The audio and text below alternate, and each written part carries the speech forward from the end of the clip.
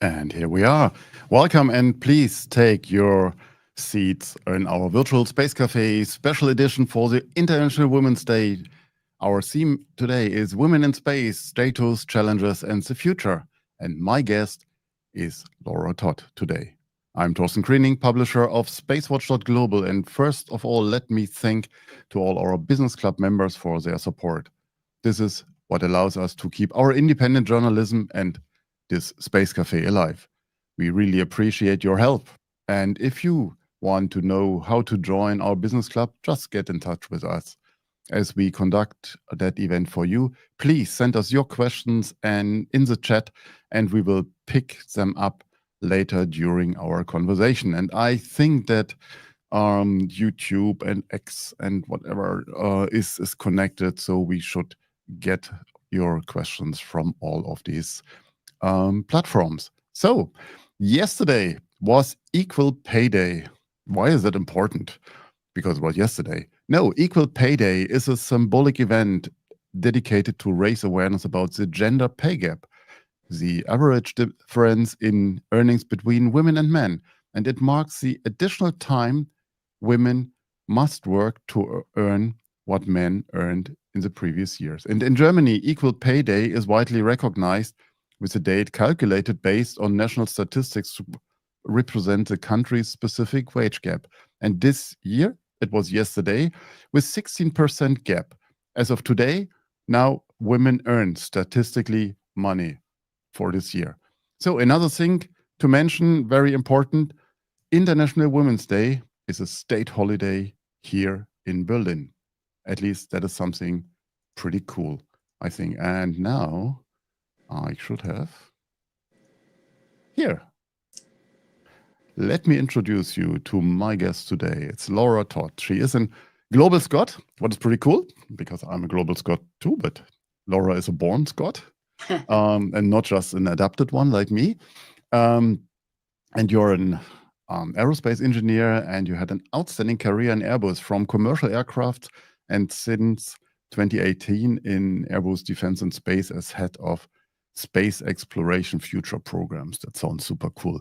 And today, Laura is a CDL mentor and on board of many inspiring companies. Welcome, Laura. Welcome to our Space Café. That's not your first appearance in the Space Café. It's not my first appearance, so thank you for welcoming me back again, Torsten. It's a pleasure to be with you here on this excellent day. I mean, I think it's International Women's Day every day, so but to have a chat on this topic and welcome and thank you to the guests that are also here in the Space Café. Yeah.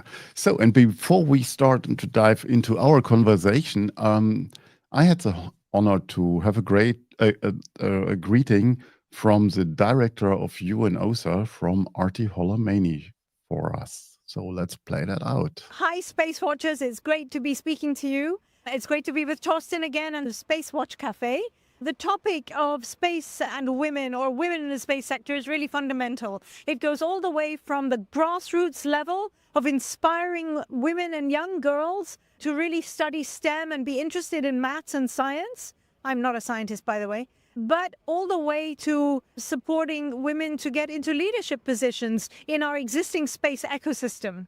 We see very diverse situations all around the world. If I think of the UAE, this country which has been leading in terms of championing its women in the space sector, but we have a dedicated Space for Women program. And within that, we have published a gender mainstreaming toolkit, which gives very practical advice to space organizations of what they can do to promote women. And this was actually championed by Canada. And we've also done a study on the state of women in the space sector, which was generously supported by the Republic of Korea.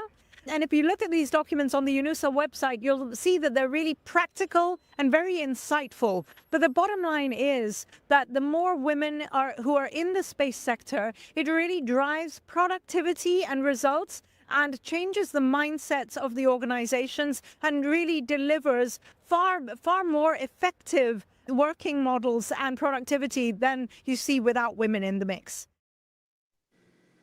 So, as we will discuss the International Women's Day and its relevance, especially to the space industry, Laura, do you agree with Artie's statement at large? Oh, how could I disagree with Artie and what she Yeah, said? absolutely. And she said It was throughout- more, it was more a rhetorical question to start off the conversation. For sure. It was a nice soft opener. No, absolutely. With what she's saying, especially with regard to starting at a young age. And I say this as someone who, when I was 7 years old, had to go to my parents to ask them to stop buying me dolls because I would like a telescope for Christmas, which blew their mind. So I think really encouraging people to have an openness and different interests, because they get a bit pigeonholed. But the only thing I would like possibly slightly modifying what Artie has said is regarding the focus on gender. But I think we'll come back to that more in the conversation later. So we have a bit of a structure, or I thought about a structure on how can we go through this entire topic.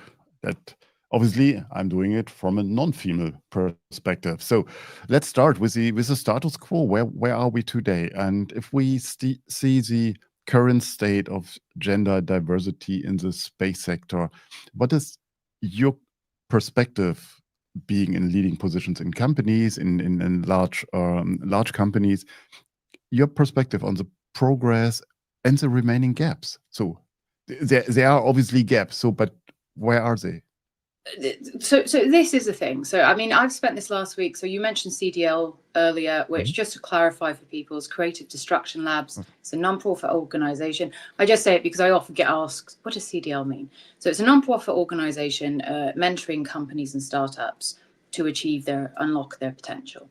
And so we had a session this week on space, on the space stream, and I saw many CEOs and founders who are women. And we see that across the board when I go to conferences. You see really the talent pool is there. But if we look specifically at the senior positions held in the large companies, the more established companies, then there is a gap, and there is a huge gap.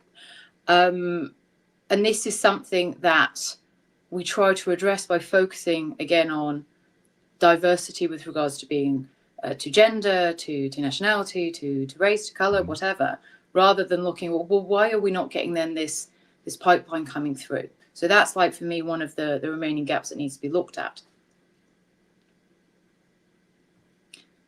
Well, I can continue. Well, I mean, okay, but this is coming back to when we look at the exterior packaging, okay? And if we focus on this, I've got a good friend of mine who thinks exactly the same way as me, but we could not be more different in terms of everything physical, completely the opposite, but we think exactly the same way. So that means we've not got diversity in terms of thinking. So what is it, and where is the diversity focused on? Competences, personality traits, experience. These are the things that create a difference in thinking across the board and allow you to have more of that productivity that Artie was referring to, different creativity, having different perspectives. But the reason we don't tend to see that, though, is do we have the framework available that allows people to be themselves and to express themselves? Or are we too focused on ticking specific external boxes because it's easier? Let's be clear. You can see, oh, yes, I can see how many men I've got, how many women. But they still have the same profile.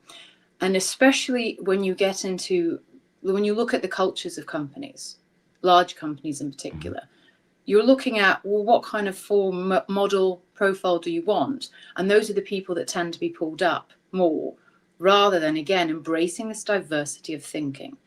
And putting this framework in place is challenging.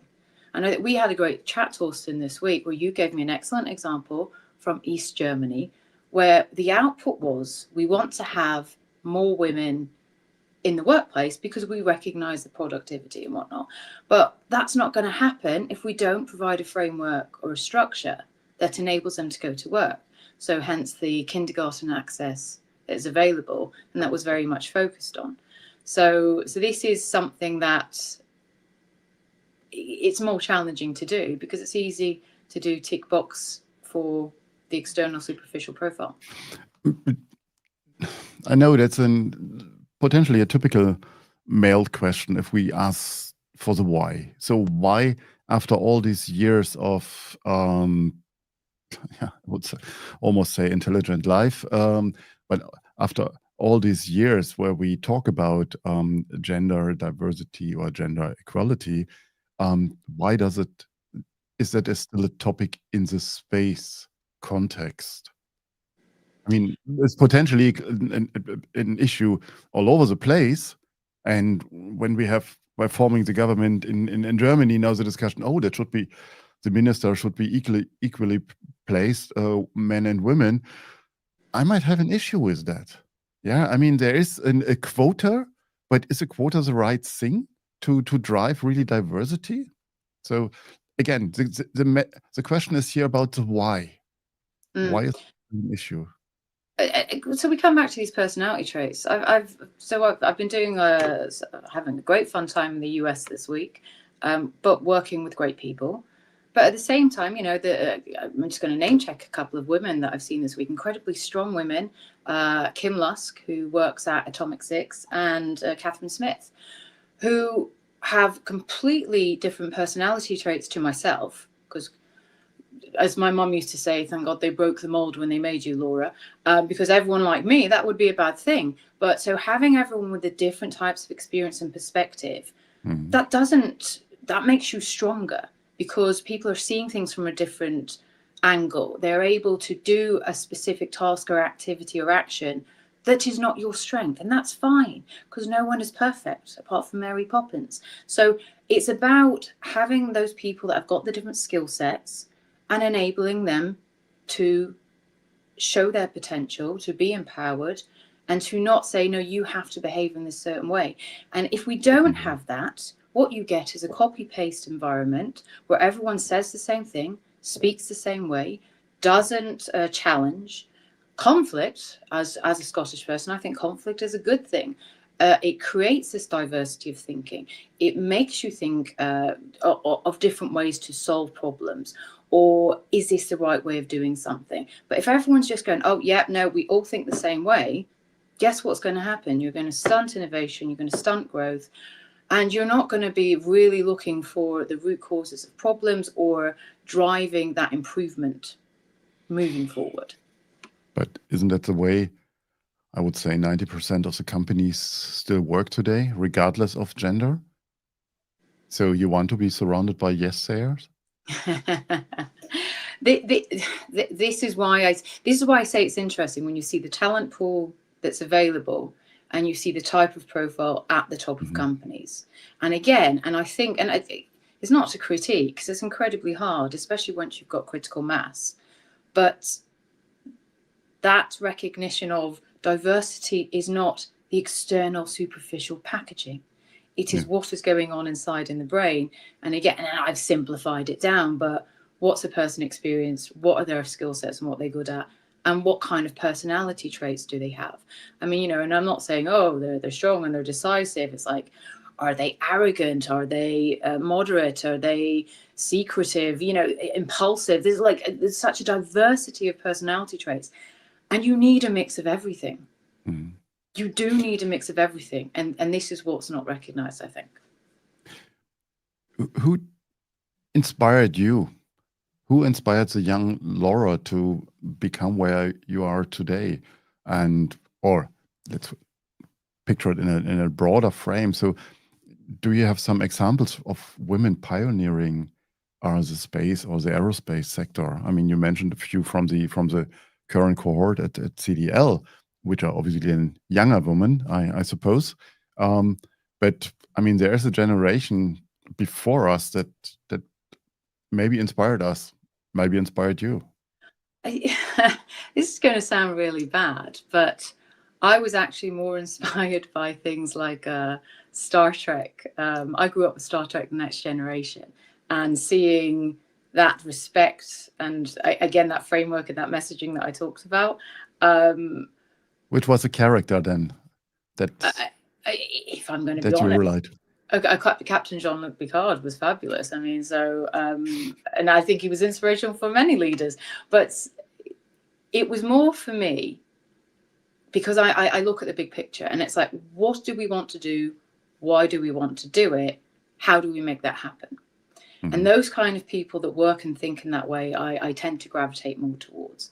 So, and I've seen many great leaders across the time, but if you look at the space segment, where you've got, Wynne Shotwell, for example, in terms of cyberspace as well, you've got Carol Craig. You've got these amazing women that are out there that have like, you know what, I'm just going to go and do that because I see the objective, I see what needs to be done, so I'll go and do it.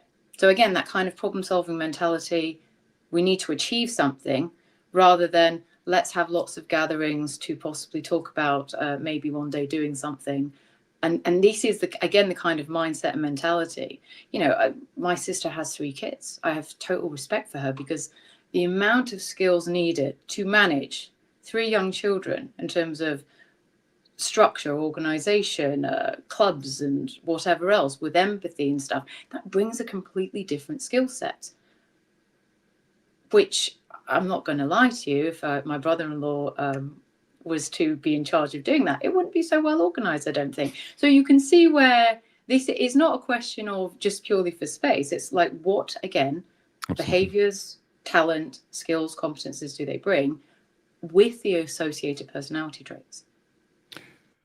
If we shift gear a bit and look at the global landscape and its impact on women in the space sector, how this changing global environment, and we start with geopolitics and technology and commercialization, and I mean, find any of these big buzzwords right now, and how does they affect women in the space sector?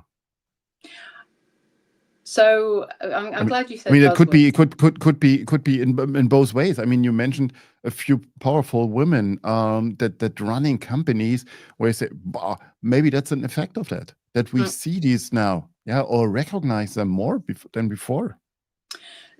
So come back to because this is the thing. It's about what do we want to achieve? Why do we want to achieve it? We haven't got time to be messing about with, did I set a meeting up? Am I sat in the right place around the table? How many square meters is my office? No, we want to get this done because we want an objective achieved.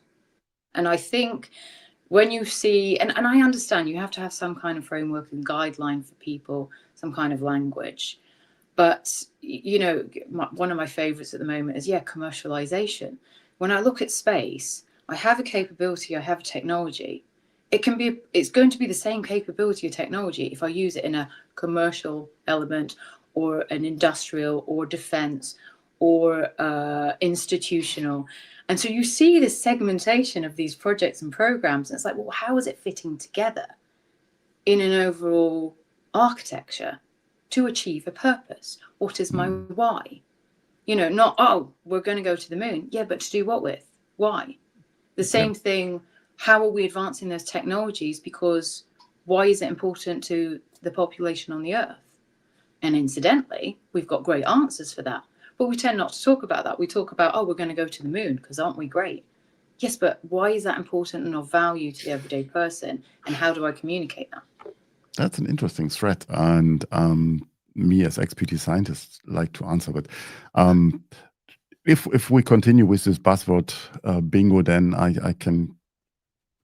will respond with one of those if we get it. No, but if we think back in 15 years plus, when Google came out with the X Prize to go to the moon, the Google Lunar X Prize, going to the moon, sent with a rover, drive, I think 500 meters, sent an 8-minute HD video back, so and then that's it. That triggers what we see today. So even so, there was not this purpose that we all our competitors, the iSpace, the Team Indus, Astrobotics, and so on, they all came to a specific point to this conclusion and said, okay, and then we are on the moon. So what? And doing what exactly? So and then you spur your ideas with payload. So what to do there? What is the benefit? All of that. What leads then to the commercialization that we see with successful soft landings by Firefly, or at least soft landings, and later on landers by intuitive machines these days. So, but it diverted us away from our topic today.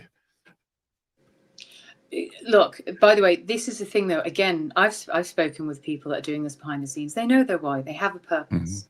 The point is though, you need to be able to communicate that effectively to the everyday human. You know, especially when you look at what space is challenged with, oh, why are we spending so much money on space exploration when we should be dealing with climate change or whatever? And it's like, well, look, this is that's how you're going to achieve it, through that technological advancement. So it's more so in that. And maybe that's also part of then having a woman there to explain why it's important, or having that different thinking profile to go, well, how am I making this useful to someone else? So that's a great example. I hear you.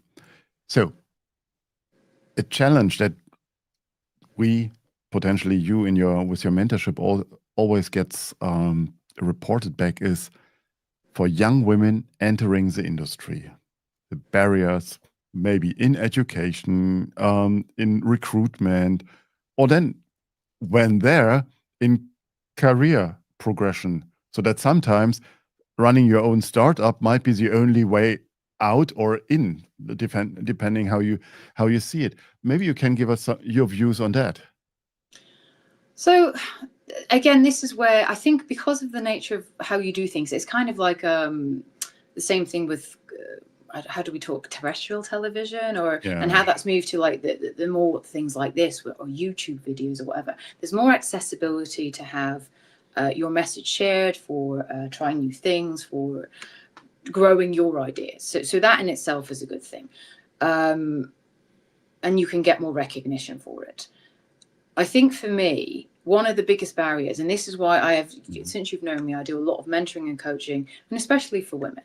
And the reason being, we have this, what I tend to see is, it's the self-belief and self-empowerment, not, oh, we must empower women. Women don't need to be empowered. What they need to do is believe more in themselves and understand how they are amazing, effectively. And this is something that whenever I do mentoring with anyone, and it men, women, whatever, the favorite question I love to ask is, how do you know that you add value?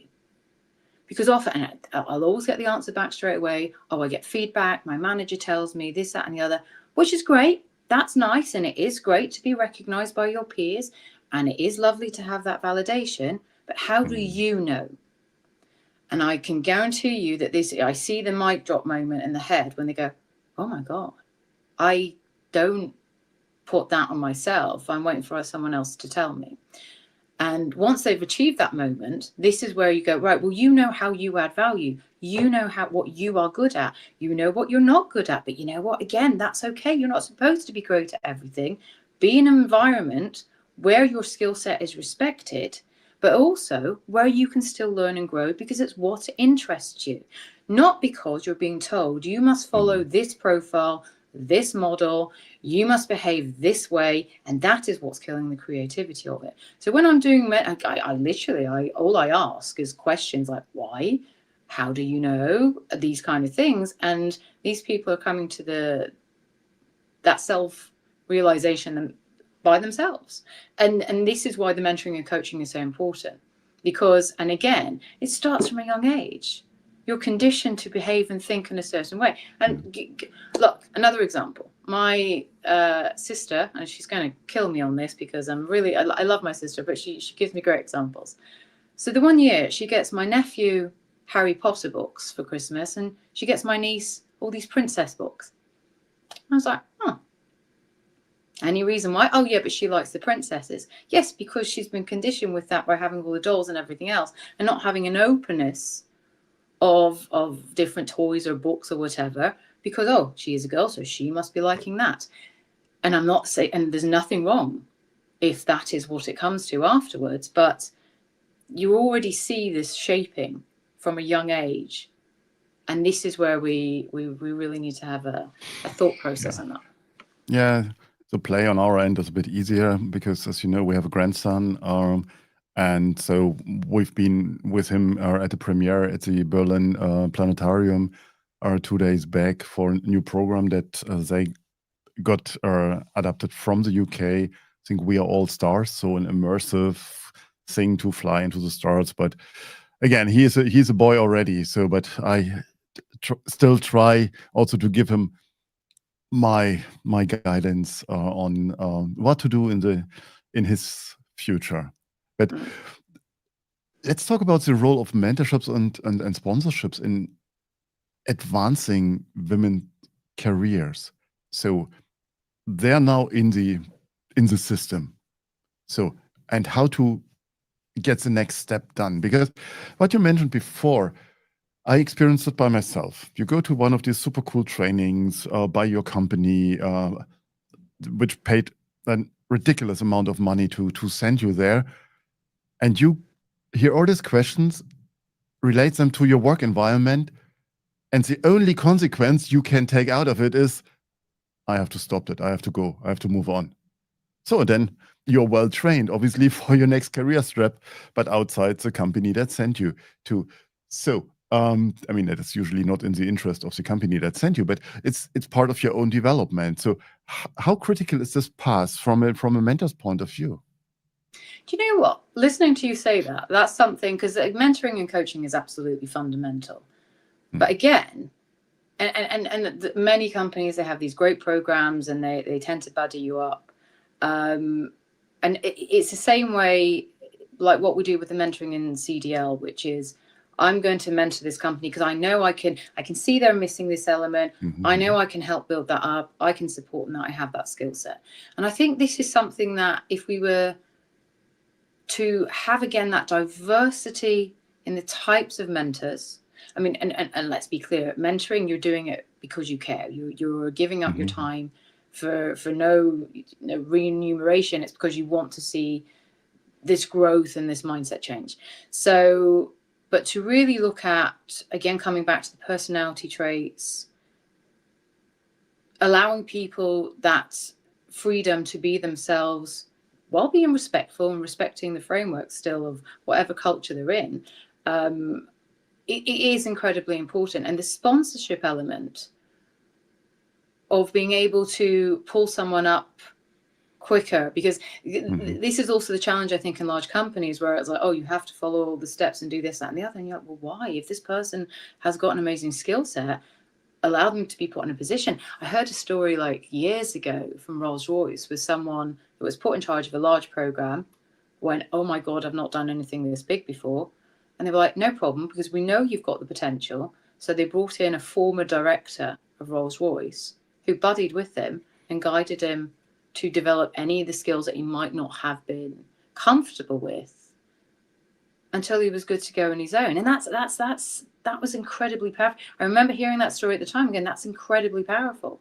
Rather than, you must do these trainings, you must, like, again, fit this mold. No, you can't just like go from here to here because you didn't follow like the 10 steps in between. It's wasting the talent and potential of brilliant people. And you're not focusing on developing the right skill sets then. So this is why the mentorship and sponsorship helps you to, I don't want to say short go around that, but it does make a difference. I assume that you do this mentorship and primarily in civil companies. So how does it apply to companies in the defense sectors or in the militaries? Is that, I mean, that's a topic that is obviously, due to the current situation, growing dramatically, and I know that we have a shortage of the right people in these sectors as well. So, but you need a different mindset. Can you come with a creative mindset to a military implementation, or a company that works in defense say, hey, I have this super cool idea here, and want to get thinking outside the box? Is that applicable? I've seen the change in that. I mean, and again, because some of the companies that I mentor or I'm working with, they're going after defense contracts. Okay. because again, it's the capability and technology. And you've naturally got in the military or defense world, you've got a framework which is incredibly structured, which I like personally. But they're starting to realize, well, if we're being too constraining in all of the process steps and requirements, we're taking far too long. I heard a 2-star general, a European one, a French and a German one at the same time say, we had this great idea because one of our brilliant young people internally in the defense sector came to it. We brought it out to you, to big industry, and you were like, oh, we're going to need 9 months to do the first step of the project, whereas the brilliant young person in my team could have done it in 3 weeks. So why are you doing that? So you can see they're going, well, hang on, because if you look at your everyday life, can you imagine if that's how we had evolved technology? We're having this great conversation. Yeah. I'm using whatever digital device I manage to have handy, and that works. And that's not because it's like, let's follow these long process steps and be incredibly rigid. And no, it's because you've got this fast, agile development mindset. Try something, learn, iterate, improve. And I can see that mentality it's seeping in to more of the defense and military, because if they don't, other people will do it quicker while they're still like holding huge meetings and following their process that takes 10 times as long. I see. I like to circle back to the space or space startups. With your own experience supporting these entrepreneurs, women-led space startups, specifying that here, on the rise? As far as I can tell, yeah. I mean, these are, I see so many. There was an excellent mix of the companies we spoke to this week. And it's not something I went, all right, I'm going to count all the numbers, because I didn't need to, because I'm listening to the content and the brilliance. And in fact, when we as mentors were discussing on some companies, it wasn't about any of these labelings that we're talking about. It's like, do they understand what they're doing? Do they have clear, tangible steps moving forward? Is this going to be able to scale as a business? Because at the end of the day, they're there to make money. And can we give them feedback on where they might be missing ideas or skill sets or competencies?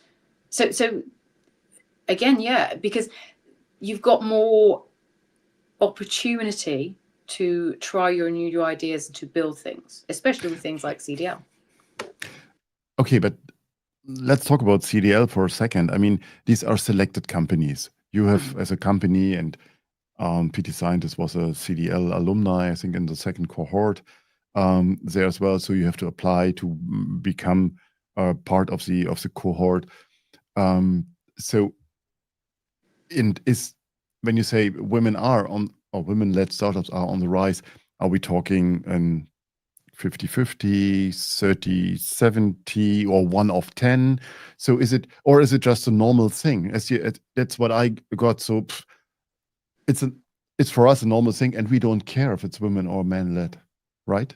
That's my personal opinion. I can't speak to anyone else. But I remember one time I came out of a meeting, and there was 40 people in the meeting room. And I was pretty much in charge in that meeting because it was to do with engineering and Beluga XL. And as when I was the head of strategy for transport and logistics. And I came out of this meeting, and a woman came up to me. She went, Laura, did you realize that you were the only woman in that room? And I was like, I didn't notice, because I was more interested in terms of the technical content, but it really stood. But once she said that to me, this is years ago, so then I tended to like take a snapshot of the room. If I'm not noticing now, it's because there's not a problem.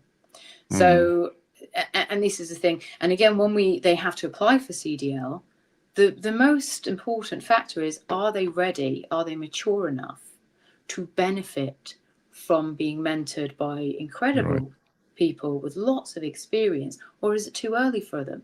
And so now they're starting a new nurture program for those that it's too early to go into the main cohort, but how can we help them build up so that they're ready soon? Okay. Let's take a look into the current geopolitics, or we can take it in a more positive way. into the future, these shifting strategies and diversities. So one of the first things we have seen, especially here in Europe and recognized, is that the US administration shifted the strategy on diversity and inclusion with cutting the DA program. You are now in the USA. How do you perceive it there, and what is your view on that? That's a challenging question. And I want to have an honest answer, of course. I would never give anything but when we look at these different strategies and policies, and again, and it comes back to what I said earlier, they're incredibly superficial, and I get that because it's easier, rather than what is it we're bringing in terms of competence and skills, what value is being created, do we have the right skill set here, or have we like ticked our box and we've not got someone with the right competencies? Because let's be clear, when you have that happen, that person is not in a good place, they don't feel comfortable, and they're not going to be respected by their peers because they've been put there to tick that box. So there's no coherent strategy or one size fits all, especially when you look at the diversity of cultures and thinking across the planet. And that's what I tend to look at it is. Now, the other problem we have on this, in my humble opinion, is that then you tend to really polarize people. And you see that there's like, we hear of extreme right, extreme left, and you're either agreeing with the message that they say or you're wrong. And there's no openness and discussion. There's no respect. Okay, so you see it this way. I understand why you see it this way. And again, is it fitting inside my framework? And are we clear on the common objective we're trying to do? And do I have this diversity, and I will keep repeating it because it's important, of competences, personality traits, and the skills? That's the question. Experience, sorry. If we've got that, and if we're seeing that there's certain areas, and this is why I come back to what Artie said earlier, allowing people to have access to the diverse topics that they can be doing from children, rather than saying, oh, this is this kind of I always remember that when I was at school, and oh, girls will go more into human and social sciences because that's what they do. Well, that might be true in terms of naturally the personality traits are for that, but you're telling people that that's how they're going to see it. So I'm more interested in, are we just like exposing children to like the breadth of different topics they can look at when they're young, and allowing them to develop naturally, not saying I must fit into this mold or profile because this is how society has dictated it. So then when we come to these strategies and policies, again, they've become very polarizing because you're saying this is the label and this is the number of people I want under that label. What are policies or initiatives that making a difference? Do you have some good examples for that? Well, I think this is like, again, what Artie said earlier with like how they're doing the outreach, like making sure young women in particular, so if we focus for the women aspect, no, you don't have to just do this. You can do science, you can do mathematics, you're just as good, if not better, in some of the subjects. So I think that's really good. But I think also we've got to stop this mentality of it must fit into this box. It's having that guideline and architectural framework. In Airbus, we had a really great leadership model, which acted as a guideline. So you had it separated into different categories of behaviors, with what does that look like, given examples, and you weren't expected to be brilliant at everything. It was knowing where you were strong, knowing where that's not your bag that you're good at, but if you want to work on it, this is how you can work on it, and then accompanying people to work on that. And the other reason that's a good thing is then you see, I am getting a diversity of leadership types. It's not only you must be decisive in this and that. Don't get me wrong, there's core elements like respect and how you treat people and having empathy, but then having that range, and how many tools are there that talk about the different types of profiles you need in a team. So it's just taking that a little bit further, but understanding that that's the key to diversity, in my opinion, for having success and creativity, and not what does my external label look like? Mm-hmm. But doing those policies where you're encouraging that openness of thinking from a young age, you're allowing people to access whatever they are interested in from a young age, that is the important element. So what Artie said that's being done is a good step. Is Europe on a good way in that terms?